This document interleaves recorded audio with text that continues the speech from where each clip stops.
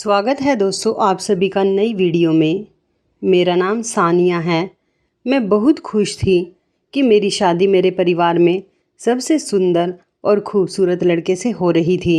ये मेरी मौसी के पहले पति से था, इसलिए बहुत ज़्यादा सुंदर था। क्योंकि मेरे पहले वाले मौसा जी भी बहुत ही ज़्यादा सुंदर आदमी थे। मैं बहुत खुश थी। आज मेरी शादी की पहली रात थी और मैं दिल में बहुत सारी कामनाएं लिए बैठी थी, पर मुझे क्या पता था कि कुछ और ही होने वाला है। जैसे ही मेरा पति अजलान कमरे के अंदर आया, उसके हाथ में कुछ था। ऐसा लगता था छोटा सा ब्रीफ केस है। पता नहीं शादी की रात इसका यहाँ क्या काम था। वह मेरे सामने आकर बैठ गया और उसने कहा कि तुम्हें मेरा काम करना होगा, बदले में तुम्हें यह मिलेगा। वह तुरंत ही मुद्दे की बात पर आ गया था और उसका मुंह खोलकर मेरी तरफ देखा तो मैं हैरान रह गई। मैंने कहा कि यह मजाक है। उसने कहा नहीं, बस तुम्हें मेरा एक काम करना होगा। मैंने पूछा कि कौन सा काम था। उसने मुझसे कहा कि तुम्हें बाहर जाकर चिल्ला चिल्ला कर सबको यह कहना होगा कि मैं नामर्द हूँ, क्योंकि मेरी मौसी को मुझसे बहुत प्रेम था। वह कहती थी कि मैंने इसी लड़की को अपने घर की बहू बनाना है, क्योंकि मैं घर के कामकाज में बहुत अच्छी थी। सारे घर को मैंने संभाला हुआ था। मेरे घर में सिर्फ मेरे भाई थे, वह भी मुझसे छोटे थे। उन सभी के काम भी मैं करती और अपनी माँ को बिस्तर पर ही चाय नाश्ता दिया करती थी। उन्हें बिस्तर से नीचे पाँव नहीं रखने देती थी। पूरे ख़ानदान में मेरी कहानियाँ मशहूर थी। फलाना की लड़की ने ऐसे घर को संभाला हुआ है, जहाँ जाएगी घर भर देगी। मेरी मौसी बूढ़ी थी, उनकी बेटियाँ कोई काम नहीं करती थी।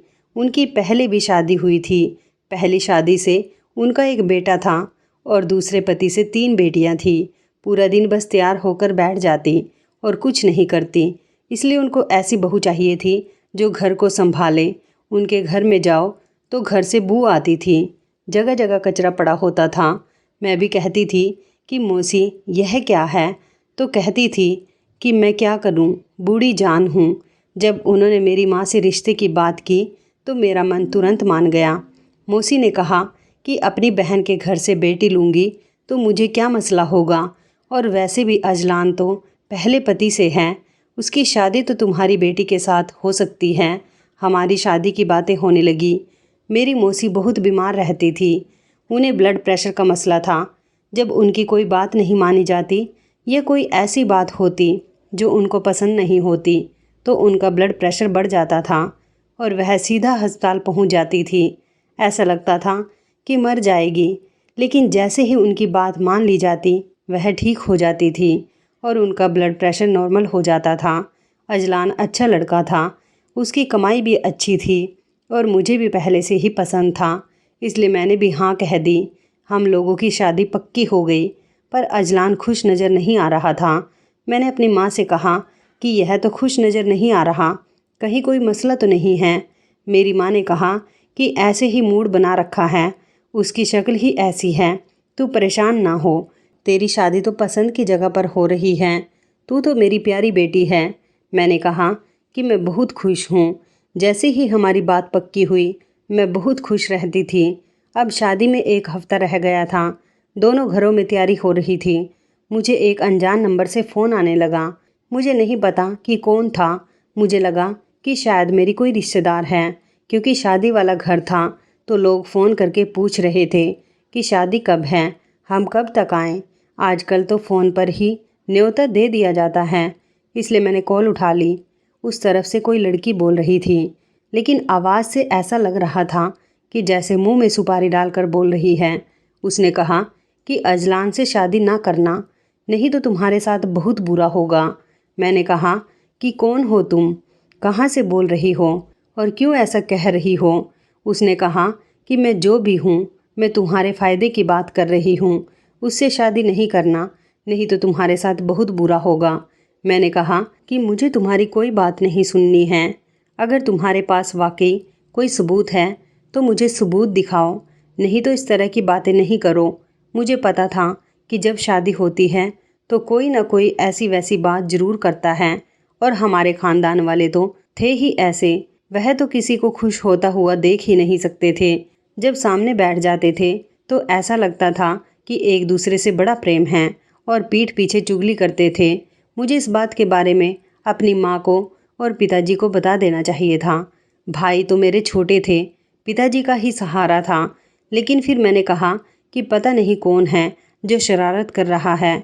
यह ना हो कि बात बिगड़ जाए और मेरे पिताजी क्या कर लेंगे। वह वैसे भी बूढ़े हो चुके थे। मेरी शादी हो रही थी। मैं घर में कोई भी मसला नहीं बनाना चाहती थी, इसलिए मैंने किसी को यह बात नहीं बताई।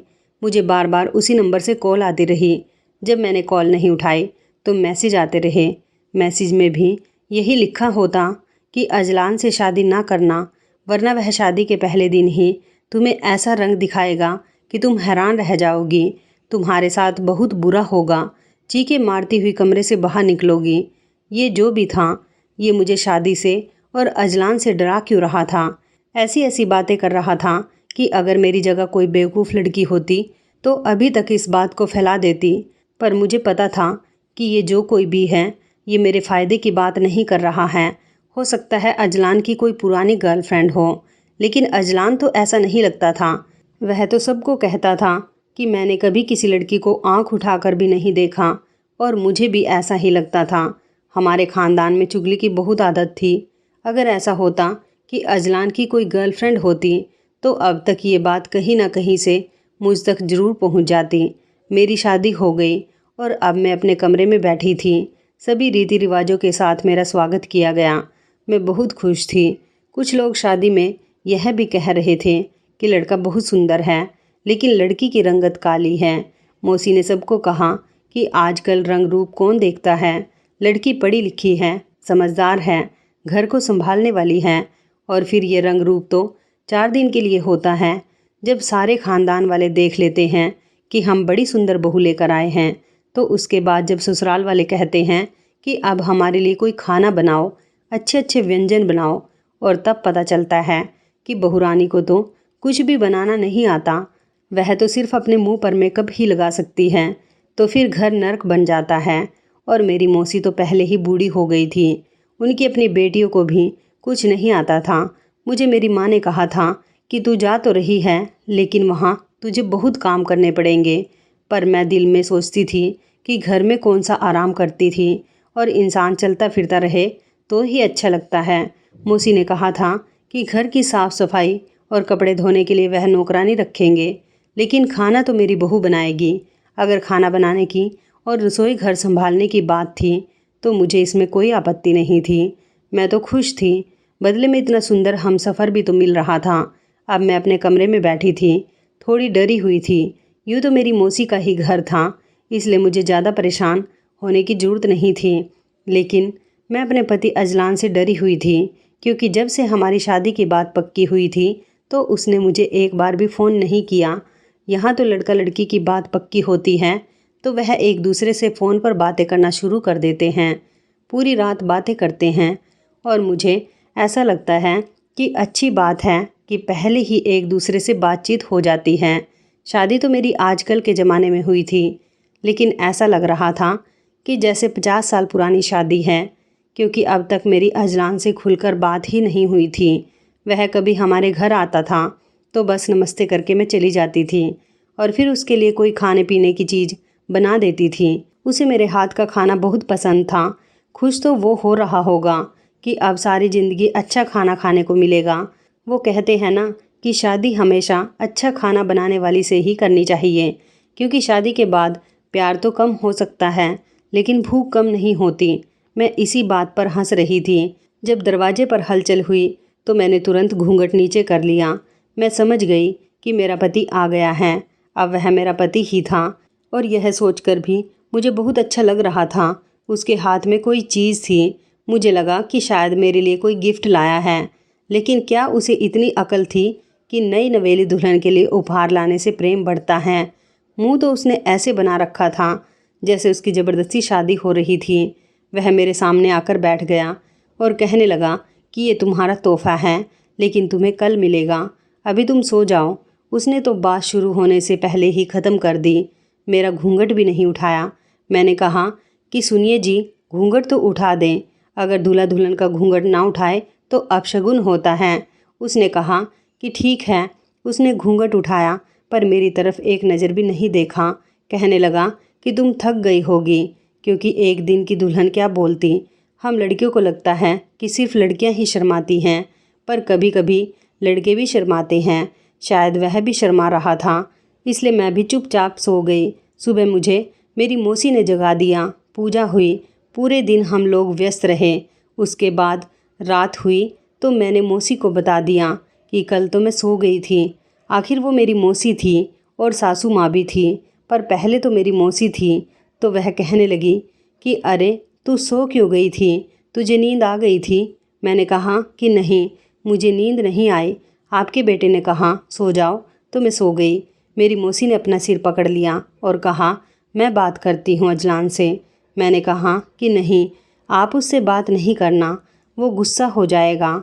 तो मेरी मौसी ने मुझे कहा कि फिर आज नहीं सोना। वो धीरे से हंसती। मैंने भी शर्म से चेहरा झुका लिया और मैं आज सोने के मूड में भी नहीं थी, बल्कि आज तो हम लोगों के पास ज़्यादा वक्त था। शादी भी हो गई और सारी रस्में भी हो गई थी। मैंने नहा धोकर अच्छा सा सूट पहन लिया और खुशबू भी लगा ली। पर आज भी अजलान कमरे में देर से ही आया और जब आया तो उसके हाथ में वही डब्बा था। कल से मैं सोच रही थी कि इस डिब्बे के अंदर क्या है, और डिब्बा लिए ही मेरे सामने बैठ गया और कहने लगा कि आज मैं तुम्हें बताता हूँ कि इसके अंदर क्या है। मैंने कहा कि जी बता दे, पर जब डब्बा खुला तो मेरे कदमों तले से ज़मीन खिसक गई, क्योंकि इस ब्रीफ केस के अंदर तो बहुत सारे रुपए थे। ऐसा लगता था कि लाखों रुपए होंगे। उसने कहा कि यह कितने रुपए होंगे, तुम्हें क्या लगता है। मैंने कहा कि शायद 5 से 10 लाख हैं। उसने कहा कि नहीं, ये पूरे 50 लाख हैं। इससे पहले कि मैं कुछ भी बोलती, जाहिर है मेरे दिल में तो हज़ारों सवाल थे। उसने कहा कि ज़्यादा सोचने और बोलने की ज़रूरत नहीं है, मेरी बात गौर से सुनो। ये सारे के सारे पैसे तुम्हारे हो सकते हैं, तुम इन पैसों से जो मर्जी करो, मैं तुम्हें नहीं रोकूंगा। अपने माता पिता को दे दो, अपने भाइयों की पढ़ाई में लगा दो, अपने माँ बाप के लिए घर बना लो, अपने लिए सोना बनाओ, गहने बनाओ, जो तुम करना चाहती हो करो, लेकिन इसके बदले में तुम्हें मेरा एक काम करना होगा। मैंने कहा कि कौन सा काम, मैं आपके लिए क्या कर सकती हूँ। मैं अपने पति के लिए ज़्यादा से ज़्यादा क्या कर सकती थी, और अगर वह मुझे कुछ भी करने को कहता तो मैं मान जाती, क्योंकि मैं तो गरीब घर से थी और मेरे भाई थे जिनकी बहुत सारी ज़रूरत थी। उनकी पढ़ाई के खर्चे थे, स्कूल के यूनिफॉर्म किताबें थी। कभी कभी तो हम उनको लंच भी नहीं देते थे और मेरा दिल बहुत जलता था। मैंने पहले से ही सोच लिया था कि अगर ये पैसे मुझे मिल गए तो मैं अपने भाइयों की पढ़ाई पर लगाऊं और अपने बूढ़े पिता की आसानी के लिए भी कुछ करूंगी। मेरा पति मुझे यह पैसे क्यों दे रहा था। उसने कहा कि घर में ये बात किसी को भी ना बताना, यहाँ तक कि अपनी मौसी को भी नहीं। मैंने कहा कि फिर मुझे बदले में क्या करना होगा। तो उसने जो बात की वह सुनकर मैं हैरान रह गई।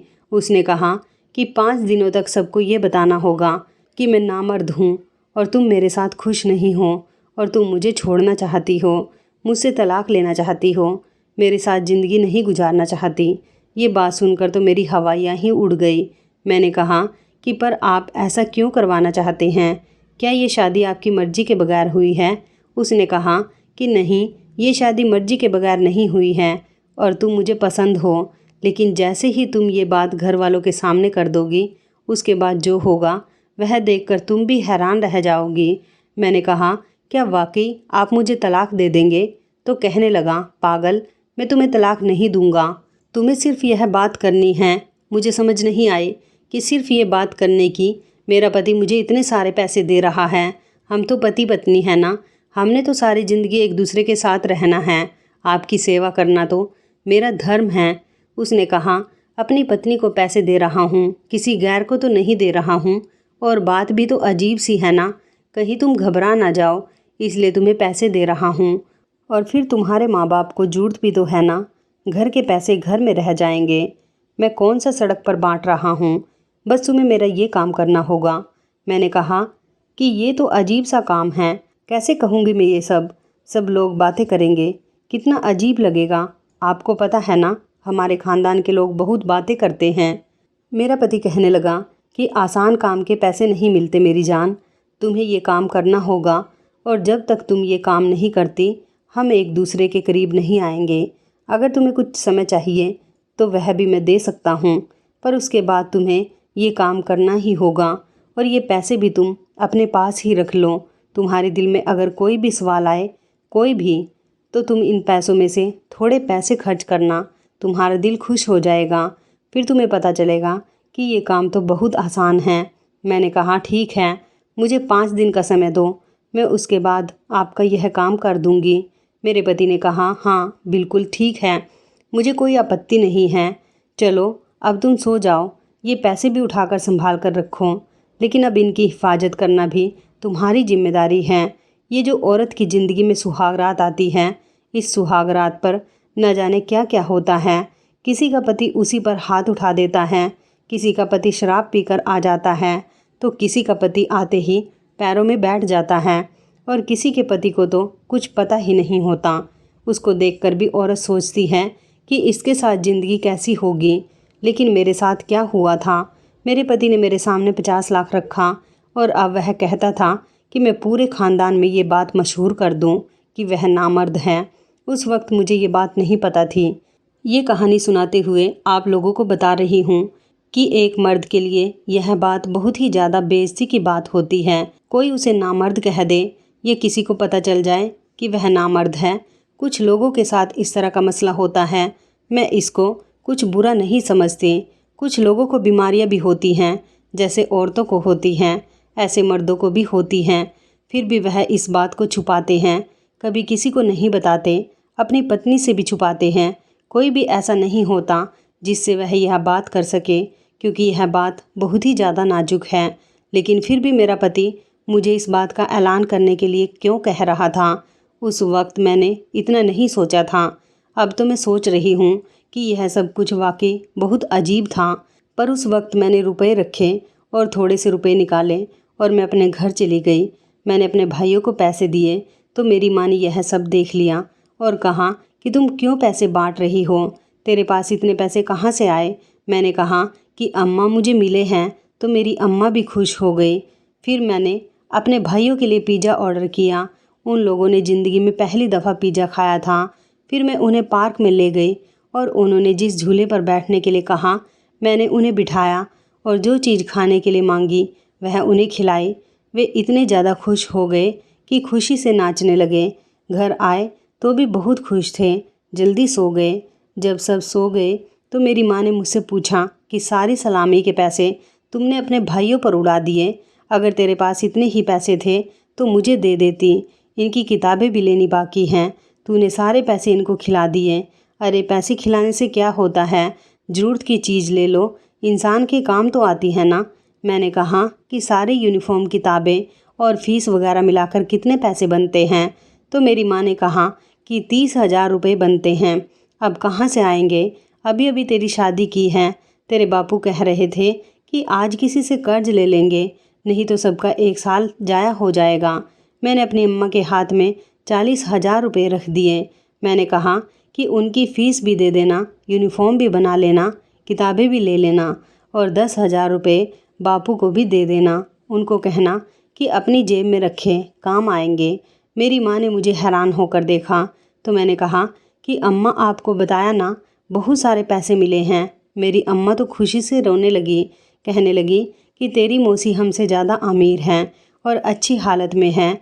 मुझे खुशी है कि मैंने तेरी शादी वहीं पर करवाई है। तू खुश तो है ना बेटा। मैंने कहा कि हाँ, मैं बहुत खुश हूँ और आप चिंता नहीं करो, मैं अपने भाइयों के सारे खर्चे उठाऊँगी और हमेशा उन्हें इसी तरह खुश रखूँगी। आज का दिन मेरा बहुत अच्छा गुजरा था। मेरे पति ने सही कहा था कि थोड़े पैसे खर्च करोगी तो तुम्हें इन पैसों की कीमत का अंदाज़ा होगा कि इस दुनिया की सारी खुशियाँ पैसे से खरीदी जा सकती हैं। जो लोग कहते हैं कि पैसे से खुशी नहीं खरीदी जा सकती, वो झूठ बोलते हैं। पैसे से तो प्यार भी खरीदा जा सकता है। एक चीज़ है जो पैसे से कोई नहीं खरीद सकता, वह है वफ़ादारी। आप किसी के भी दिल में पैसे के साथ अपने लिए प्यार तो जगा सकते हो, लेकिन अपने लिए वफ़ादारी पैदा नहीं कर सकते हो। रात में तो मेरा पति मुझसे दूर रहता था। उसने कहा था कि बस 5 दिन है तुम्हारे पास सोचने के लिए, उसके बाद तुम्हें यह काम करना है। मैंने इतना तो सोच लिया था कि यह सब करने से सब खानदान वाले मुझ पर बातें करेंगे, मेरे पति की थोड़ी बहुत बेइज्जती होगी। लेकिन वह कह रहा था कि उसके बाद जो होगा वह देखकर तुम भी हैरान हो जाओगी। अगर ऐसी वैसी कोई बात नहीं होती तो वह मुझसे ये सब कुछ नहीं करवाता। हो सकता है उसके दिमाग में कोई ऐसी बात हो जो अभी मुझे ना बता सकता हो, लेकिन बाद में सारी चीज़ें ठीक हो जाएं और मैं भी कहूँ कि जो उसने करवाया है वो बिल्कुल ठीक करवाया है। बस यही सोचकर मैंने 5 दिन गुजार लिए। मैं अपने पति से प्रेम करती थी, इसलिए उससे दूर रहना मेरे लिए बहुत मुश्किल हो गया था। जब वह मुझसे दूर था तब भी मुझे उसकी बहुत याद आती थी। मैं कहती रहती थी कि किसी तरह मेरी शादी हो जाए। अब तो शादी हो गई थी, एक ही कमरे में रहते थे, फिर भी दूर दूर रहते थे। ये मेरे लिए बहुत बड़ी सज़ा थी, पर जो समय उसने मुझे दिया और मैंने मांगा था वह ख़त्म हो गया था। मुझे यह काम करना था और उसके बाद सब कुछ ठीक हो जाता। मैंने पैसों में से और भी बहुत से पैसे खर्च किए थे। अपनी माँ के लिए साड़ियाँ ली थी, बाबूजी के लिए कपड़े भी लिए थे और अपने लिए भी चीज़ें ली थी। पैसे खर्च करने का बहुत मज़ा आ रहा था। पता है कि इतने पैसे हैं कि ख़त्म ही नहीं होंगे और फिर खर्च करो तो एक अलग तरह का ही मज़ा आता है। ऐसा मज़ा मुझे ज़िंदगी में कभी नहीं आया। पति ने मुझे कह दिया कि आज तुमने जो समय मांगा था वह ख़त्म हो गया है, तुम्हें पता है ना तुमने क्या करना है। मैंने कहा कि हाँ, लेकिन मुसीबत यह थी कि इस बीच मैंने अपनी मौसी को कहा था कि सब कुछ ठीक है। उन्होंने मुझसे पूछा था कि अजलान तुम्हारे साथ अच्छे से तो रहता है ना, और मैंने कहा था कि जी सब ठीक है। अब वह कहेंगे कि पहले तुम झूठ बोल रही थी। मुझे अजलान ने कहा था कि बस तुम इतना बोल देना, बाकी मैं संभाल लूँगा। लेकिन उसके बाद क्या होने वाला था मैं भी उत्सुक थी कि ऐसा करने के बाद क्या हो सकता है। अजलान सुबह से गायब था। उसने कहा कि जब तुम रात को बाहर सभी के सामने ये बात करोगी तो मैं तब तक आ जाऊँगा। उसने मुझे मैसेज किया और कहा कि मैं बस रास्ते में हूँ, तुम शुरू हो जाओ। और मैं अचानक से बाहर आई तो बाहर मेरी मौसी, मेरे पति की बहन और रिश्तेदारों में से भी एक ख़ानदान आया हुआ था। ये ऐसी औरत थी कि अगर उसे यह बात पता चल जाती तो फिर समझो पूरे देश को ही पता चल जाती। मैंने कहा कि मुझे आप सब लोगों से बड़ी ज़रूरी बात करनी है।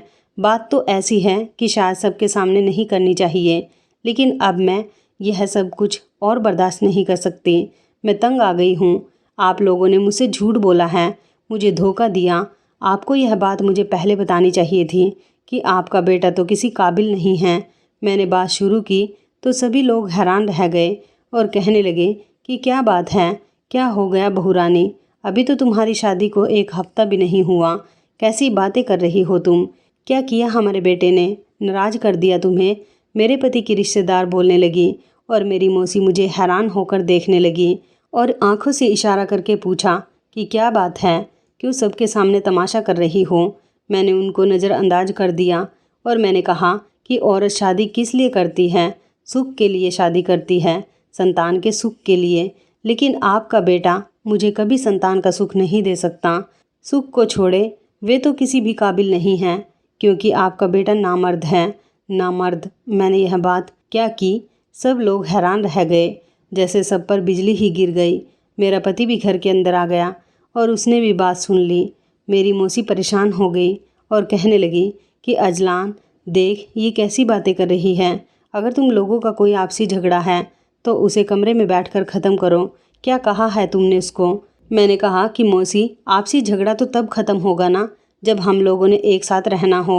मैं ऐसे पति के साथ नहीं रहना चाहती, ये तो किसी भी काबिल नहीं है। आपको मेरी बात समझ नहीं आई क्या। मैं आपको ज़्यादा खुलकर बताऊं तो मेरी मौसी तो हैरान ही रह गई और कहने लगी कि ये क्या बोल रही हो तुम। अजलान कुछ नहीं बोल रहा था।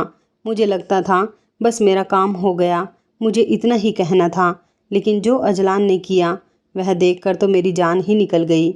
उसने कहा कि मैं आप लोगों को बताता हूँ कि सच्चाई क्या है। ये मेरे साथ रहना ही नहीं चाहती है, क्योंकि इसका पहले से ही किसी और के साथ ताल्लुक़ है। और ऐसा वैसा नहीं, ये जो रोज़ घर से निकल जाती है उसी के पास जाती है। जब मुझे इसके बारे में पता चल गया और मैंने कहा कि मैं ये बात सबको बता दूंगा, तो उसने कहा कि मैं भी झूठ बोलकर सबको बता दूंगी कि तुम नामर्द हो और मैं तुम्हारे साथ नहीं रहना चाहती हूँ। मेरे पास सबूत भी हैं, अजलान ने कहा कि मैं आपको सबूत दिखाता हूँ। इसने मुझे कहा था कि मैं तुम्हारे साथ नहीं रहूँगी जब तक तुम मुझे बहुत सारे पैसे लाकर नहीं दोगे। मैंने सोचा कि मेरे घर परिवार की इज्जत का सवाल है। मेरी माँ बहुत दुखी होगी कि उनको उनकी अपनी ही रिश्तेदार ने इतना बड़ा धोखा दिया है। इसलिए मैंने कहीं से कर्जा उठा के इसे बहुत सारे पैसे दिए। ये देखो, ये पैसे मैं इसी के लिए लेकर आया था। मैंने कहा कि बस तुम घर में रहो, बेशक पैसे खर्च करो, घर का कोई काम नहीं करो, लेकिन मेरी माँ को दुख नहीं देना। मेरी माँ बड़ी बीमार है, परेशान हो जाएगी। पर फिर भी इसने ये सब कुछ किया। देखे, वरना इतने पैसे इस घर में कहाँ से आते? हमें क्या ज़रूरत पड़ी थी इतने पैसों की? यह देखकर माँ हैरान रह गई थी। उसने पूरी बाजी ही पलट दी। उसने सारा इल्ज़ाम मेरे ऊपर लगा दिया था और मुझे सबके सामने बुरा बना दिया था।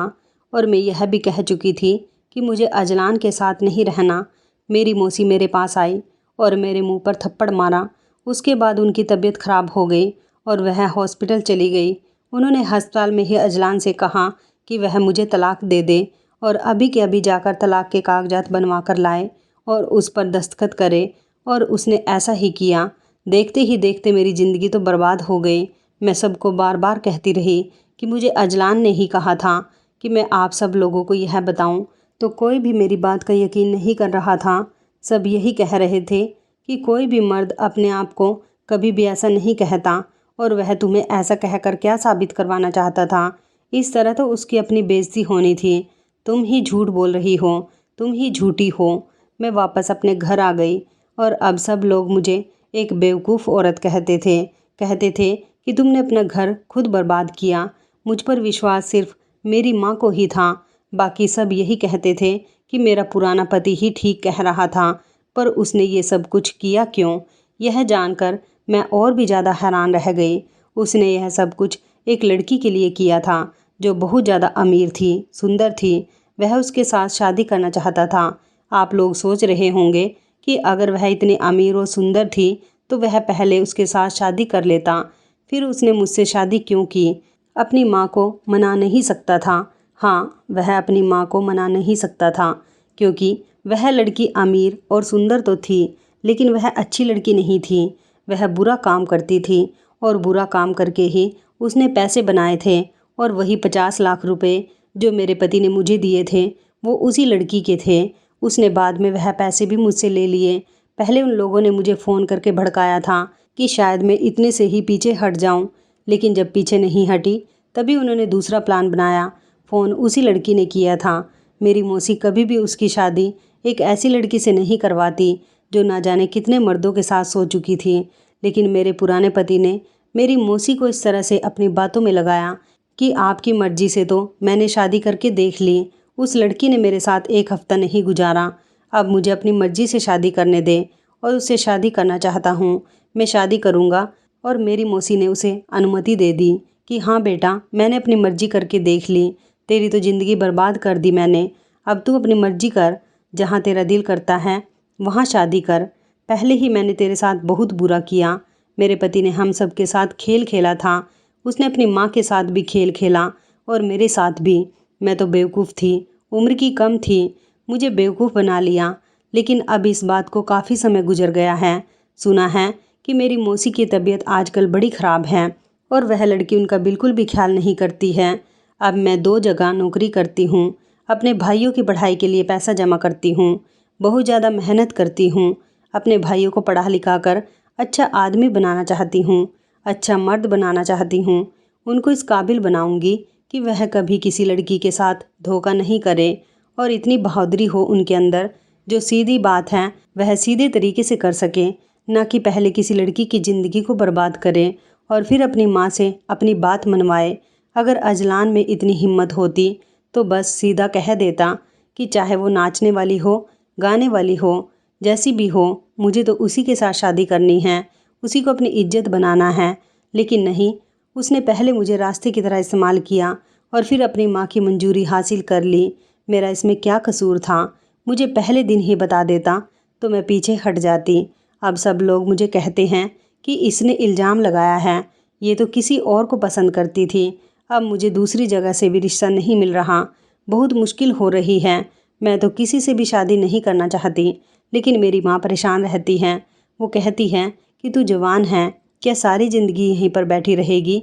पर वक्त है ना, ऐसे ही गुजरता रहता है। अभी भी वक्त गुजर रहा है। रोज़ मेरी माँ कहती कि तेरे लिए कोई रिश्ता देखना है, लेकिन रोज़ दिन गुजर जाता है और वक्त गुजर ही रहा है। आप लोग बताओ कि मेरे साथ जो इतना बुरा हुआ, क्या इसमें मेरी गलती थी? और उन लोगों का क्या, उन्हें सज़ा नहीं मिलेगी? क्या किसी का दिल दुखाना, किसी की मासूमियत से फ़ायदा उठाना और उसको इस्तेमाल कर लेना, क्या इतना आसान होता है? दोस्तों, अब आप ही बताएं कि क्या मैं अपने पति को माफ़ कर दूं या फिर उसके खिलाफ़ कोई सबूत ढूंढकर उसे सबके सामने बदनाम कर दूं? तो इस कहानी के बारे में आपकी क्या राय है? कमेंट करके ज़रूर बताइएगा। दोस्तों, आपको हमारी ये कहानी कैसी लगी? आप हमें कमेंट बॉक्स में ज़रूर बताएं। यदि आपके पास भी ऐसी कोई प्यारी सी कहानी है या फिर ऐसी कोई कहानी जिससे कुछ शिक्षा मिले, तो आप हमारे साथ उसको ज़रूर शेयर करें। दोस्तों, यदि आपको हमारी ये वीडियो अच्छी लगे तो आप हमारे इस वीडियो को लाइक शेयर ज़रूर करें और ऐसी ही दिल को छू लेने वाली प्रेरणादायक कहानियाँ सुनने के लिए हमारे चैनल को भी सब्सक्राइब करें। यदि आप हमें फेसबुक पर देख रहे हैं तो आप हमारे फेसबुक पेज को लाइक और फॉलो ज़रूर करें। तो दोस्तों, फिर मिलते हैं ऐसी ही ज़बरदस्त कहानी या टिप्स के साथ नई वीडियो में। तब तक के लिए धन्यवाद। आप सभी अपना ख्याल रखना। आपका दिन शुभ व मंगलमय हो।